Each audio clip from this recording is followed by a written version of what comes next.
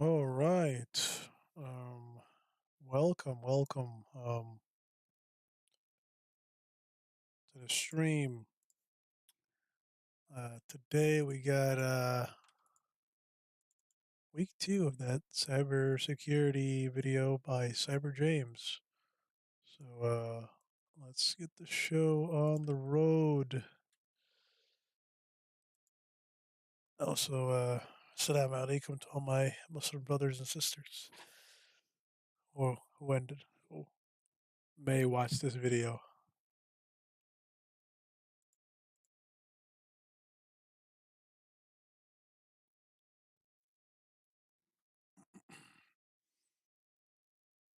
Welcome to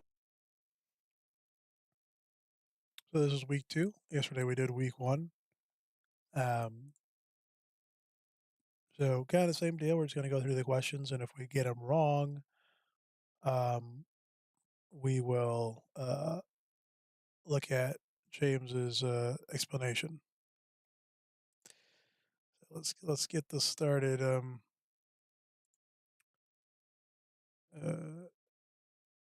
a company has implemented a secure remote access solution for its employees. The system uses a combination of usernames and password authentication and a two-factor authentication (2FA) mechanism. The 2FA method involves receiving a one-time code on the employee mobile device, which they must enter along with their credentials. One day, an employee reports that they are unable to log in despite entering the correct username and password and one-time login code. The security team investigates and finds that the employee's account is locked out due to multiple failed attempts. Which of the following would be the best reason why the account is locked out?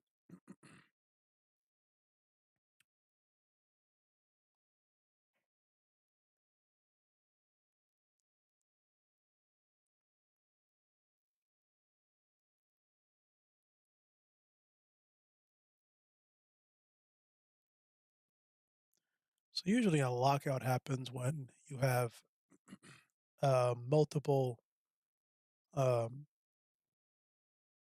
multiple multiple attempts in login. Um,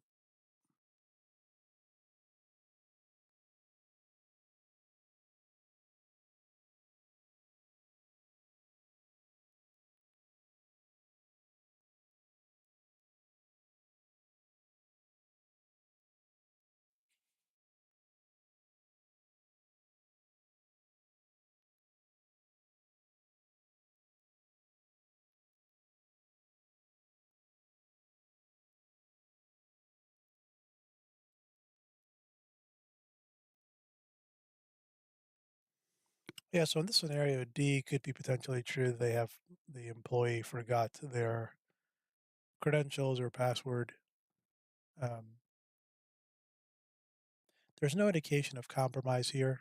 It just seems like this is something would happen if a employee forgot their credentials.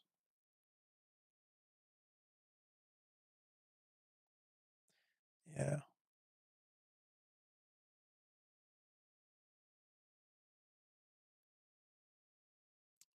I would go with D here as the correct answer because there's no indication in here that they were compromised. So I don't think B would be the right answer. And then there's no indication that the 2FA server is unavailable.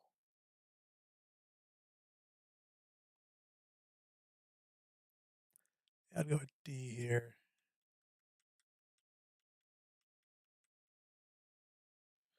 Okay, correct answer is B. The employee has been compromised. Interesting. So let's see the justification here. In this scenario, the most likely reason for the account lockout is that the employee's credentials, including the one-time passcode from the 2FA mechanism, have been compromised. Multiple failed login attempts indicate that an unauthorized user is attempting to gain access to the account. Locking the account is a security measure to prevent further unauthorized access. Okay, okay, I can understand the justification, but I guess in the question they do say entering the correct username and password. So B would be the correct answer just based on that. Uh, but a lot of the times, it's just the employee just believes they entered it correctly, and then really they did not. Uh, a company is implementing a secure wireless network for its office.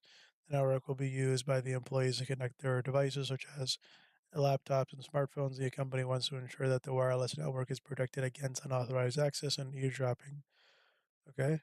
Which of the following security measures is most effective in securing the company's wireless network? Uh, Using WPA3 encryption.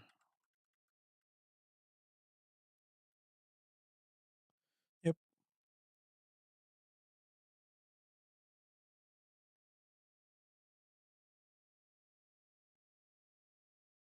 Better protection against various attacks, including brute force attacks. It enhances the confidentiality and integrity of wireless communication. An organization is concerned about the security of its sensitive data stored on employee laptops to mitigate the risk of unauthorized access in case of the device loss or theft. The organization decides to implement a full disk encryption on the laptops. Which the following benefits does full disk encryption provide in the scenario?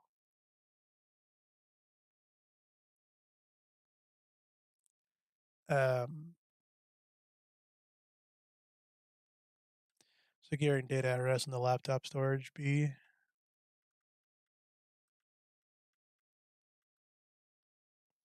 Yep. FDE or full disk encryption ensures all data stored in the laptop is encrypted. This means that if the laptop is lost or stolen, the data remains unreadable. Without the appropriate decryption key, it provides a crucial layer of protection for data at rest. Um, an organization is implementing uh,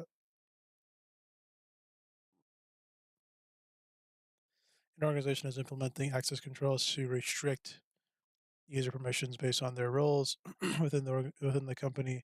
The goal is to enforce the principles of least privilege and minimize the risk of unauthorized access to sensitive information. Which of the following access control models is designed to assign permissions based on job responsibilities and individual roles within an organization? uh, Role-based access control. See,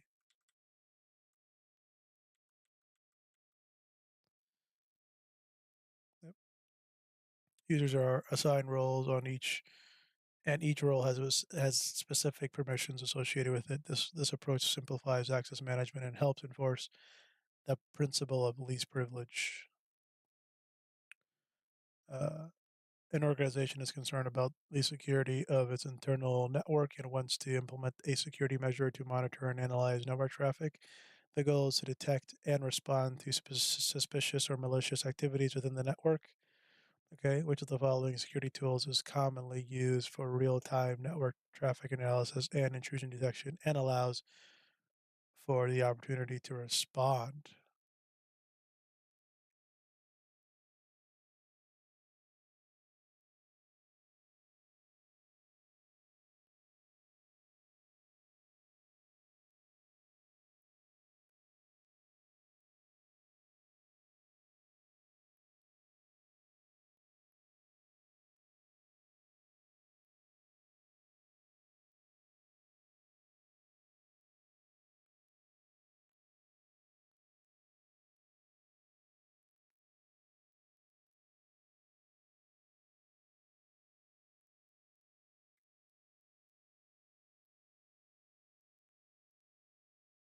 Let's see here. Yep. A network intrusion prevention system is designed to monitor and analyze network traffic in real time. It looks for patterns and signatures indicative of known attacks or abnormal behavior within the network. A NIPS helps detect and respond to potential security threats. Uh, a company is implementing network segmentation as part of its cybersecurity strategy to enhance the overall security posture. The goal is to isolate different segments of the network to prevent lateral movement. In the case of a security breach, as the following is a primary benefit of network segmentation. Uh,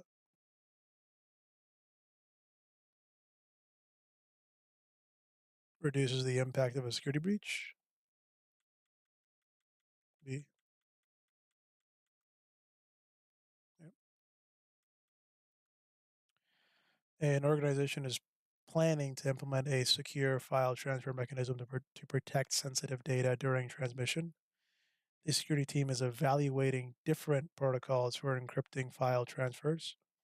Which of the following protocols is commonly used for secure file transfer, providing encryption and authentication during data transmission?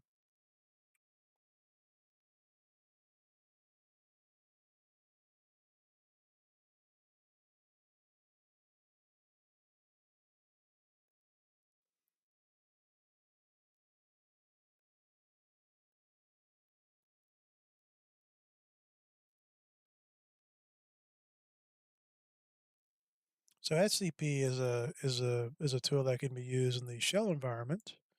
Um, SCP does have it is encrypted. It does require authentication and does secure file transfer. FTP alone does not ensure that it's secure. It just does the file transfer. Telnet is unsecured. Um,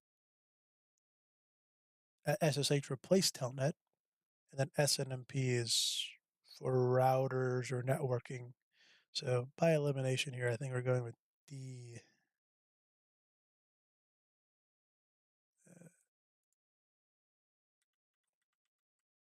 if it's A, that would be hilarious. Yep, SCP is a secure file transfer protocol that uses SSH for encryption and authentication and ensures that files are transferred securely over a network by providing encryption for data in transit and authentication to verify the identity of the parties involved in the transfer. An organization, uh, an organization uh, is concerned about the security of wireless networks and wants to implement a mechanism uh, to authenticate and authorize devices before allowing them to connect. Okay. The goal is to prevent unauthorized access to the network. Which of the following methods is commonly used for device authentication and authorization in a wireless network? Uh,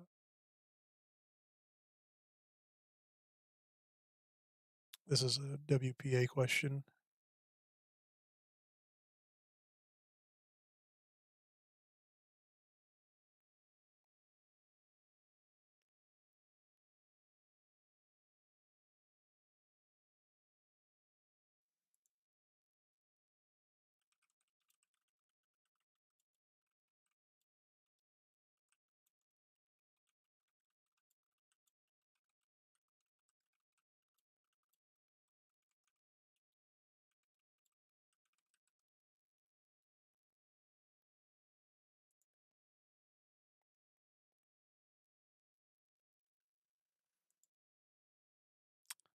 Yeah, I'm going with A here, WPA.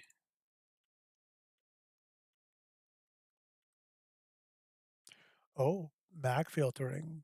Interesting.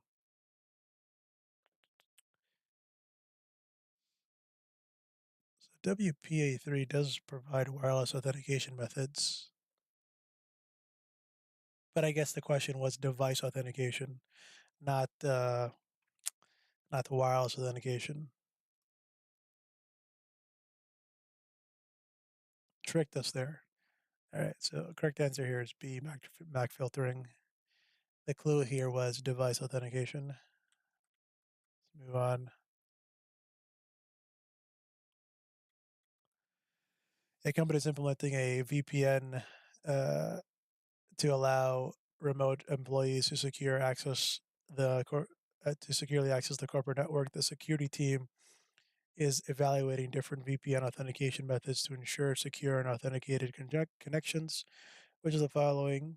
VPN authentication methods provides the highest level of security for remote access?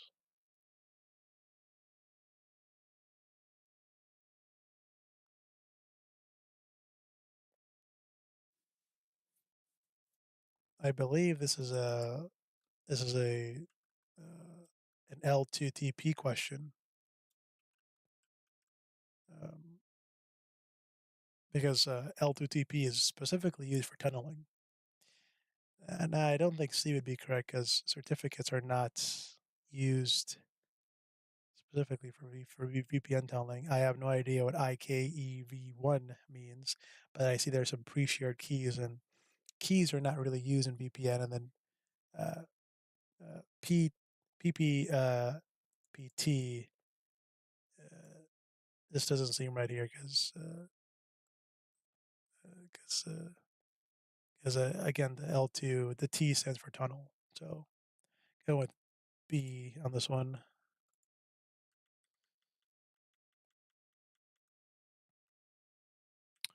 Oh, okay. It's C. SSL TLS certificates provides the strongest authentication encryption for VPN connections. Interesting. Okay. The use of certificates ensures that both the server and the client are verified, adding high level of security to the VPN authentication process. SSL TLS certificates are commonly used for securing remote access VPNs. Okay, did not know that SSL TLS using VPN. That's good to know for security.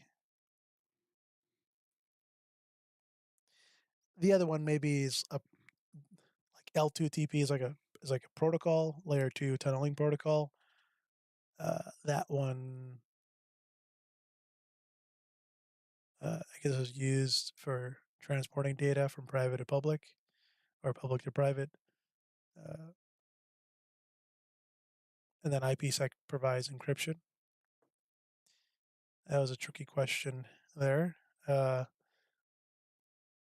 organization is implementing a wireless network to support both company-owned devices and personal devices between. An organization is implementing a wireless network to support both company-owned devices and personal devices brought in by employees. The security team is concerned about unauthorized access and wants to implement a strong authentication method for both types of devices. Okay. So we have company owned and then we have personal devices. Okay. Um, okay. Which of the following authentication methods is recommended for securing wireless networks and providing a balance between security and user convenience?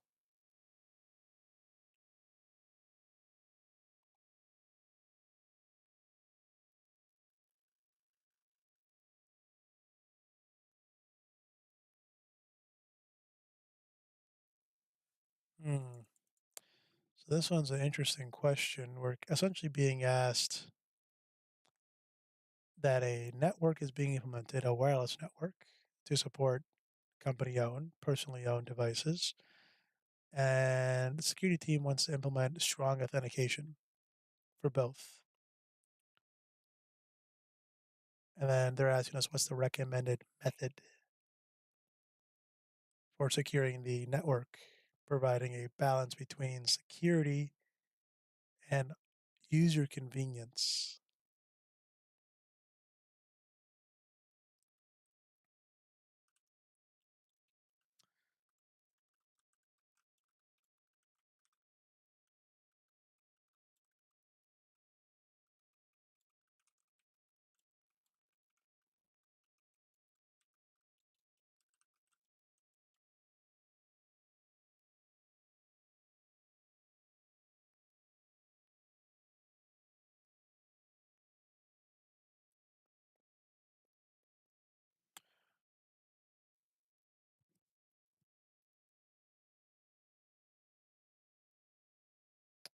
I'd have to say C here. C sounds like the right answer. Could be wrong. Yep. 802.1x EAP with Radius is a robust authentication method for securing wireless networks. It allows for individual user authentication, ensuring that only authorized users with valid credentials can access the network. This method is particularly effective in environments with both company-owned and personally owned devices, providing a balance between security and user convenience. Users can log in with their unique credentials and Radius remote authentication dial-in user service serves as a central authentication server. A company is implementing a secure remote access solution for its employees to connect to a corporate network from external locations. The security team wants to ensure that the remote access method provides strong encryption and authentication. Which of the following remote access protocols is commonly used for secure and encrypted connections to corporate networks? Um,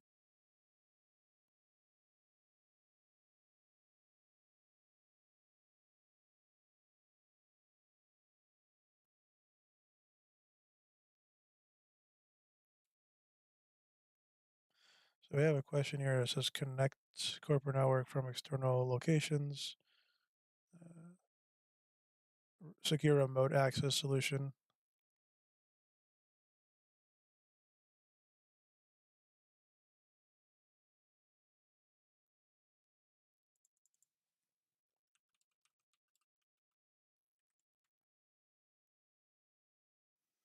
So since this is particularly talking about remote access, I think the immediate answer is C, uh, RDP, remote desktop protocol. Uh, just just by that definition there, you aren't really being asked about networking equipment, so SNMP wouldn't be right here, and SSH would be more for terminal or shell use. It really wouldn't be for remote access. Can be used for remote access, but usually it isn't. Ah, okay. So RDP is secure though. It is encrypted. So I guess I'm a little confused as to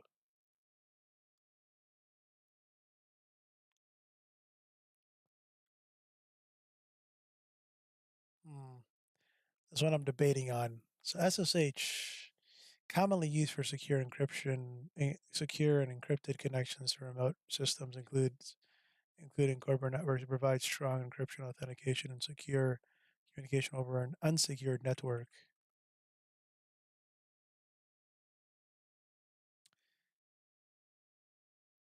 Gotcha.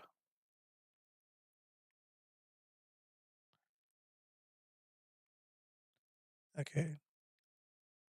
Didn't really like this question. I think RDP is still a valid answer here, but maybe it's I could see how it could be SSH because external location, but I would like to know why RDP is wrong.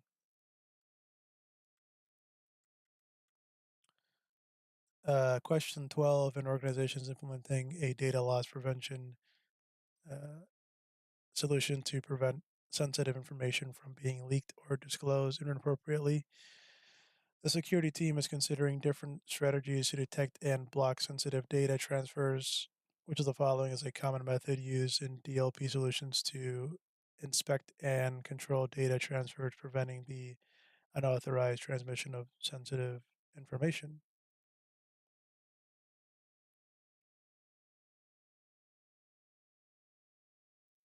Content inspection,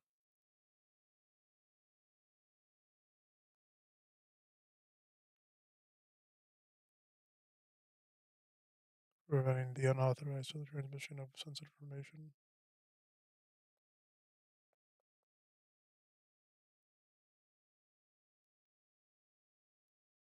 I'd have to say D here. Yeah, content inspection and filtering is a common method used in DLP solutions. It involves analyzing content, data transfers, and applying policies to detect and block sensitive information from being transmitted inappropriately. DLP solutions often use content inspection to identify patterns, keywords, or data formats that match sensitive information, allowing organizations to prevent unauthorized data transfers. Uh, a multinational corporation is implementing a secure communication strategy for its employees who frequently travel internationally. The organization wants to ensure that sensitive data exchange between employees is protected, considering the potential risk of data interception during international travel. Which of the following cryptographic protocols is specifically designed for securing email communication, provides end-to-end encryption for emails sent between users? Uh, this is a PGP question. Pretty good privacy. A Yep. PGP is a cryptographic protocol specifically designed for securing email communication, provides end-to-end encryption for emails, ensuring only the intended recipient can decrypt and read the content. PGP is a combination of uses a combination of public key cryptography and uh, symmetric key cryptography to achieve secure and private email communication. A multinational corporation operates in various countries, each with its set of data protection um, laws and regulations. The organization is committed to ensuring compliance with these diverse data privacy requirements while managing the associated risk. Which of the following is most indicative of an organization demonstrating a mature governance, risk, and compliance approach in the context of multinational data privacy compliance? Okay, very wordy. Let's try to break it down. Which of the following is most indicative of an org demonstrating mature governance, risk, and compliance approach in the context of multinational data privacy and data privacy compliance? Uh, Appointing a DPO. That's a good one. This is a requirement in the uh, GDPR. You need a DPO. Uh, Implementing standards, a set of security controls across all locations, uh, risk assessments, and tailoring compliance measures to local data protection laws, outsourcing data management to a third party, providing to simplify compliance efforts. I would assume B here. If they're implementing a DPO, then they already have a, they're already pretty mature in their governance and risk compliance with B here. Could be wrong. This is a compliance question.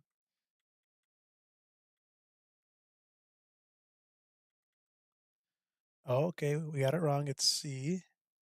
Conducting regular risk assessments and tailoring compliance measures to local data protection laws. So there was a question like this in last week's review. So any really, I'm noticing a trend. Any compliance questions, the best way of going about ensuring that uh, that you stay in compliance is conducting risk assessments. But at the same time, if a DPO is appointed, right, is usually a good indication of maturity. But I guess running risk assessments is also a good indicator. So C is the better answer here by that definition. In the context of multinational data privacy compliance, conducting regular risk assessments and tailoring compliance measures to unique requirements of each country, demonstrating a comprehensive understanding of regulatory landscape and a commitment to meeting diverse compliance obligations. All right, let's move on. A software development company is developing a critical application that handles sensitive customer data. The organization is concerned about potential security threats and vulnerabilities that could compromise the confidentiality and integrity of the data. Which of the following represents a threat actor who exploits vulnerabilities in the software by injecting malicious code to manipulate the application's behavior and potentially compromise sensitive data?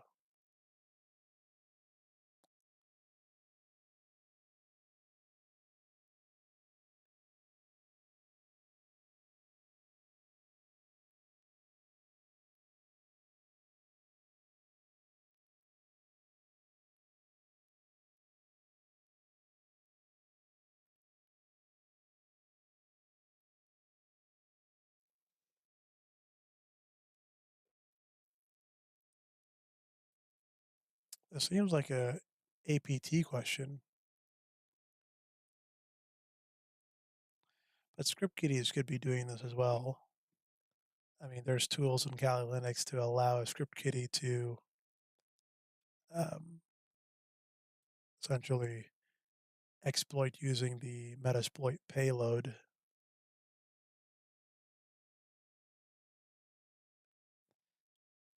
Let's see what the correct answer for this one is. I think it's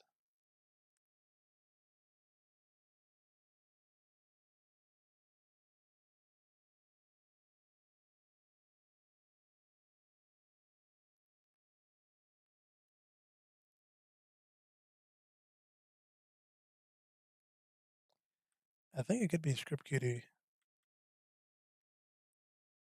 or a APT. Buffer overflow. Interesting.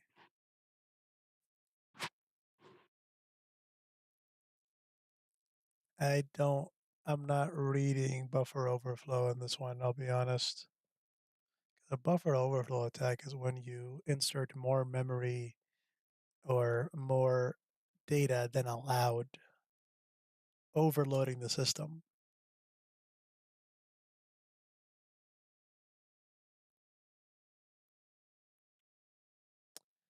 But I guess it is a form of injection. A buffer overflow attack occurs when a threat actor exploits vulnerabilities in software by injecting more data than a buffer or allocated space can handle, leading to the overflow of data in adjacent memory areas. This can result in the execution of malicious code, manipulation of application behavior, and potential compromise of data. Interesting. Okay.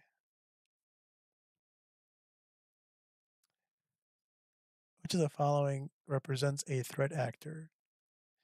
Yeah, another interesting question because they try to trick you with the threat actor one, so you immediately think it's a person or a type of person. So A, B, C could be one, but answer is D, I guess.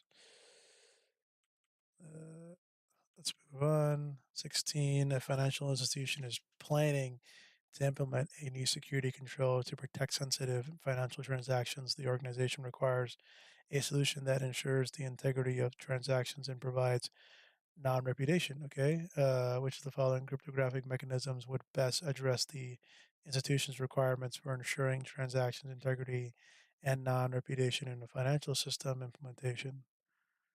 Uh,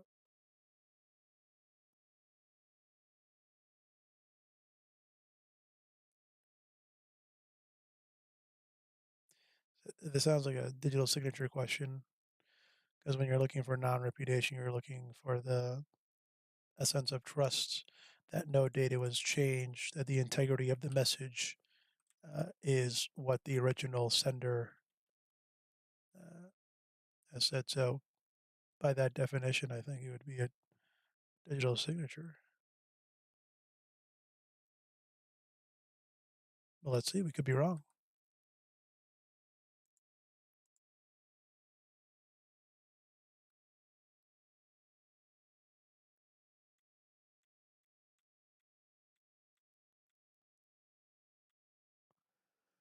All right, a little redemption there after getting a couple wrong, but yeah, digital signatures ensures both integrity of transactions and non-repudiation. They involve non-repudiation. I was saying that wrong.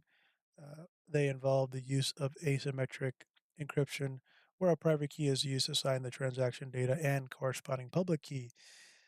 is used for verification. Digital signatures ensure that the data has not been altered. The signature is unique to the signer, providing non-repudiation. Non-repudiation. Uh, a multinational corporation has experienced a sophisticated cyber attack targeting its critical infrastructure. The incident response team is actively uh, working to contain and mitigate the impact of the attack. The team has identified multiple compromised systems and considering the best approach to eradicate the threat. Which of the following actions represents an appropriate and proactive step in the incident response process for eradicating the threat and preventing further compromise?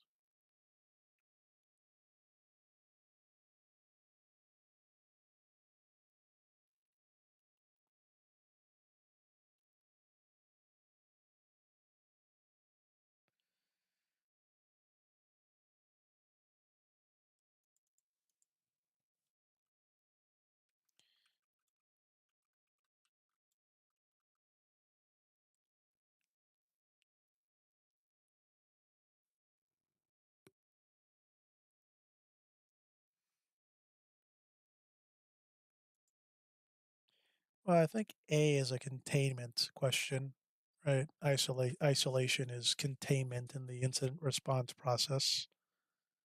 Um,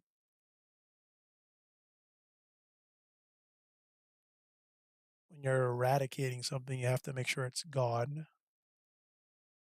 So you have to conduct intelligence.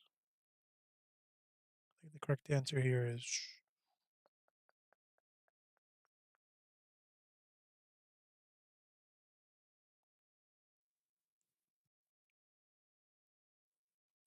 yeah, and C sounds like the recovery process of the incident response. And this more sounds like the identification. So D D sounds like an eradication step, trying to find the root cause.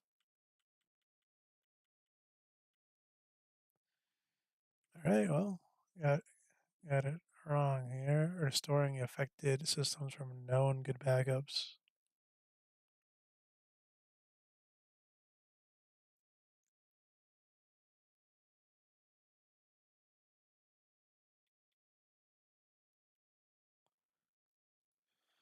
Tough night, tough night. A financial institution has discovered a sophisticated, advanced, persistent threat targeting its proprietary trading system. The incident response team is engaged in analyzing the attack tactics, techniques, and procedures to enhance defense and prevent future APT activity. The team is specifically focused on understanding the APT's lateral movement within the network.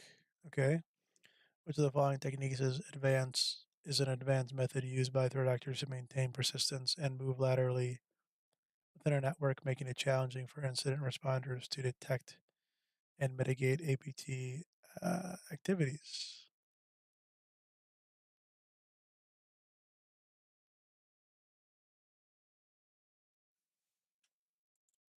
Uh,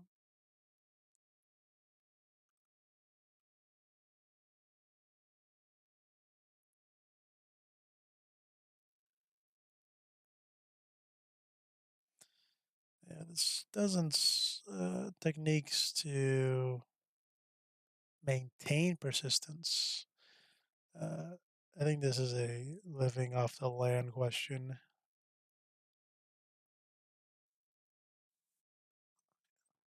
Using some context clues here. Even if we haven't been exposed to this term, I think this would be the right answer. 0-day attacks usually are, I mean, you're not going to have a bunch of them to maintain your persistence. Eventually they get patched. SQL injections, uh, I mean, you can't be infinitely doing them. And DDoS attacks, it's just a diversion. It's not to maintain persistence. So C by by that uh, by the elimination there. Yep. Living off the land techniques involve threat actors using legitimate built-in system tools and process to carry out malicious activities. This method leverages existing functionalities, making it challenging for traditional security measures to detect abnormal behavior. Threat actors employing LOT-L techniques aim to blend in the abnormal network activities, maintain persistence, and move laterally without raising suspicion. A multinational corporation is enhancing its cybersecurity posture by implementing a robust framework to address emerging threats and vulnerabilities as part of the governance risk and compliance strategy GRC. The org is focusing on proactive measures to protect sensitive data. Okay, which of the following advanced security measures is a key element in the organization's GRC framework to mitigate the risk of targeted attacks and unauthorized access to sensitive data? Uh,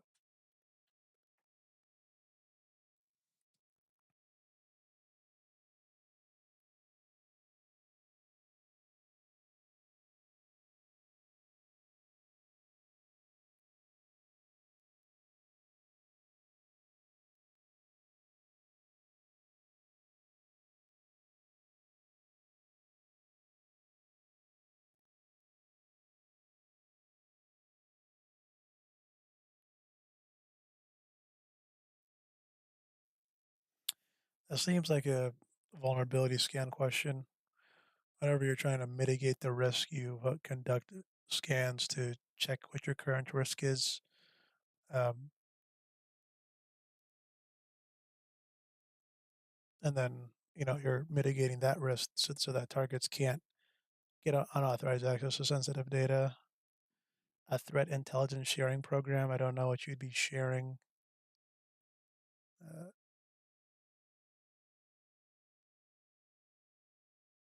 I'm not too familiar with the GRC framework because that wasn't a framework that was too heavy-handed in the Sec Plus. Let's see if GRC is in these acronyms. Oh, I think the tab died there.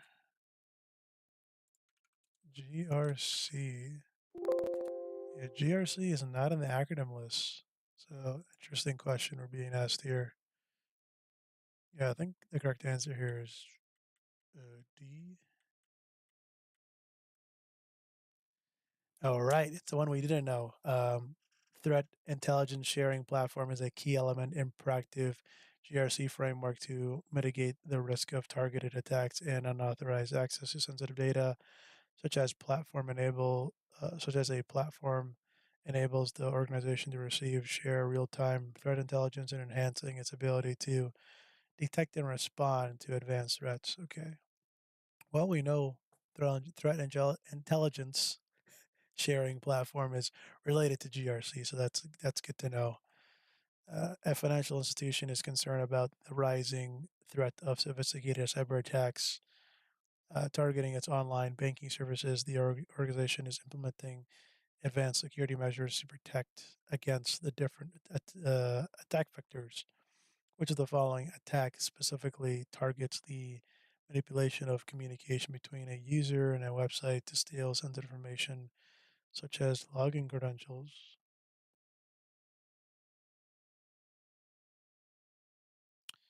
Man in the middle.